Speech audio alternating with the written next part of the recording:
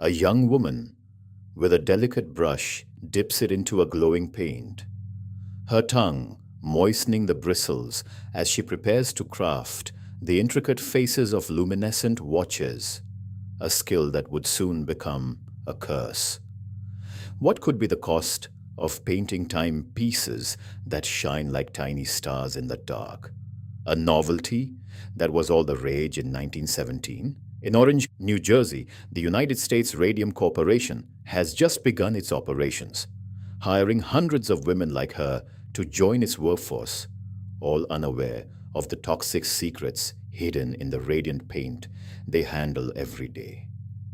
As these women carefully paint the watch faces, their fingers move with precision, their eyes fixed on the delicate work, oblivious to the danger that lurks in every stroke of their brushes. The factory hums with activity. Rows of women bent over their workstations as the glow of radium paint illuminates their faces, a glow that would soon turn deadly. As they work, the women are instructed to moisten the fine bristles of their brushes with their tongues, a technique meant to create a finer point, but one that unleashes a deadly poison into their bodies. With each lick, radium-laced paint is transferred from brush to tongue and then swallowed, spreading its toxic influence through their systems. The women's fingers move deftly, dipping and painting, as they unintentionally ingest the radioactive substance, their bodies beginning to absorb its devastating effects. Unaware of the horror they are unleashing within themselves, they continue to work, the radium paint glowing brightly on their brushes, a false promise of harmless beauty, as their health begins to silently unravel thread by thread. And with each passing day, the poison takes hold, waiting to strike, its effects simmering just beneath the surface, ready to erupt into a nightmare of suffering. As the years unfold, the radium dial painting industry expands, its reach stretching across the American landscape, with factories in Ottawa, Illinois, and Waterbury, Connecticut, joining Orange, New Jersey, in employing hundreds of young women to carefully craft the glowing faces of watches and clocks. In these factories, women with steady hands and bright eyes dip their brushes into the radium-laced paint, just as their counterparts in New Jersey had done, unaware of the dangers that lurk in the soft glow of their work. The geometric patterns of the dials seem to dance in the light, as the women's tongues moisten the brushes, releasing tiny amounts of radium into their systems, gradually poisoning their bodies, setting the stage for a tragic convergence of suffering and despair that will soon spread far beyond the factory walls. As the months pass, the women's smiles, once bright and carefree, begin to falter, their teeth aching with a piercing pain that refuses to subside. Bone fractures become commonplace, with some women's jaws and teeth disintegrating, leaving gaping holes in their faces. Disfigurement sets in as necrosis of the jaw takes hold, eating away at their very bone structure. The women's complaints, however, fall on deaf ears as factory managers dismiss their symptoms as mere hysteria or the result of poor hygiene. But the truth is far more sinister as the radium continues to accumulate in their bodies, slowly destroying them from the inside out. And still, the women are forced to return to their workstations, their brushes dipping into the toxic paint as their bodies cry out in agony, their voices muffled by the din of the factory and the indifference of those in charge. As the months drag on, the Radium Girls' condition worsens, their bodies ravaged by the relentless onslaught of radiation. Anemia sets in, leaving them weak and frail, their skin pale and drawn. Bone cancer begins to manifest, eating away at their joints and limbs, leaving them crippled and debilitated. The necrosis of the jaw, a gruesome affliction known as radium jaw, starts to appear, causing their jaw bones to disintegrate, leaving gaping holes in their faces. The women's mouths are filled with ulcers, their teeth loose and falling out as they struggle to eat and speak. And yet, despite their horrific suffering, the factories continue to operate, churning out glowing watches and instruments as the Radium Girls' lives slowly slip away, their voices growing weaker, their pleas for help falling on deaf ears as the deadly poison continues to course through their veins. But in 1926, the United States Radium Corporation finally ceases its operations. The once thriving factories now standing as empty testaments to the devastating consequences of corporate neglect.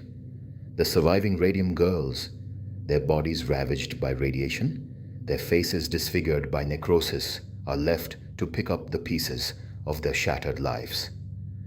They begin to organize, to fight for justice and compensation, their voices, though weakened, still echoing with a determination to hold their former employers accountable. As they band together, a sense of solidarity forms, and with it, a glimmer of hope that they may yet find some measure of redemption. But the question remains, will it be enough? And will it come too late, as the shadows of death and disability continue to loom over them? As the Radium Girls' plight gains attention, their stories of suffering and resilience spread like wildfire, captivating the nation's conscience, and a groundswell of outrage erupts, with protesters gathering outside the factories, holding signs that read, "Justice for the Radium Girls" and "Protect workers' rights." The media scrutinizes the corporations, and lawmakers begin to take notice, drafting new legislation to safeguard workers from industrial hazards. But for many of the Radium Girls, the help comes too slowly, their bodies continuing to deteriorate, their jaws disintegrating, their bones brittle and breaking, and still they persevere, their determination fueled by the hope that their struggle will not be in vain, and that their voices will be heard. But just as it seems that justice may finally be within reach, a devastating setback threatens to derail their efforts, leaving their future uncertain. As the Radium Girls' fight for justice hangs in the balance, a young writer named Kate Moore stumbles upon their story. Inspired by Melanie Marnich's powerful play, These Shining Lives. Moore becomes obsessed with uncovering the truth, poring over dusty archives, and conducting interviews with surviving family members. She uncovers a dark history of corporate greed and neglect, with the United States Radium Corporation prioritizing profits over the lives of its employees. The more Moore learns, the more she realizes the extent of the tragedy, and the deeper she digs, the more she exposes a web of deceit and cover-ups that threaten to consume her. With each new revelation, Moore's determination grows, but so does the sense of unease as she begins to grasp the magnitude of the injustice that has been perpetrated and the consequences that still linger to this day. As Kate Moore's book, The Radium Girls, The Dark Story of America's Shining Women, hits the shelves in 2016, the truth about the Radium Girls' tragic fate begins to spread like a beacon of awareness, illuminating the dark corners of history. The faces of the victims, once forgotten, now stare out from the pages of her book, their stories of suffering and resilience etched in the minds of readers nationwide.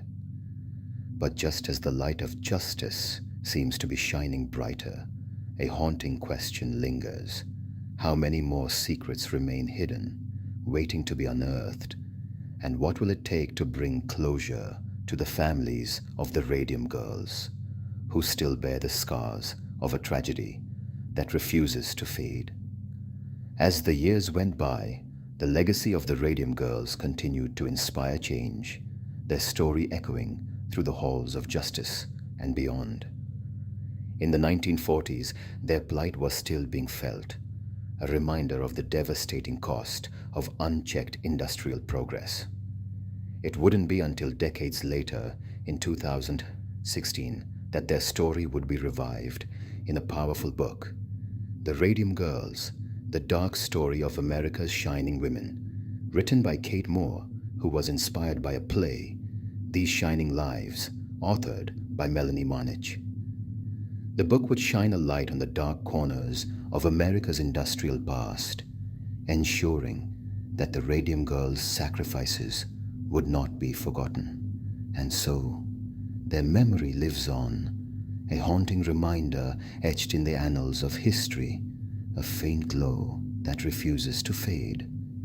As the light of justice continues to shine, the Radium Girls' legacy extends far beyond their own tragic fate, a cautionary tale of the human cost of industrial progress. Their suffering has led to significant changes in labor laws and workers' rights, a testament to the power of their story. In the silence that follows, we remember the faces of the women who suffered, their names etched in history, their memories honored. The old factories stand as empty reminders, a glimpse into a darker past, while the present moves forward slowly with a newfound sense of responsibility. And as we look back, we'd see the Radium Girls, their shining lives reduced to a fading glow, a haunting reminder that echoes through time.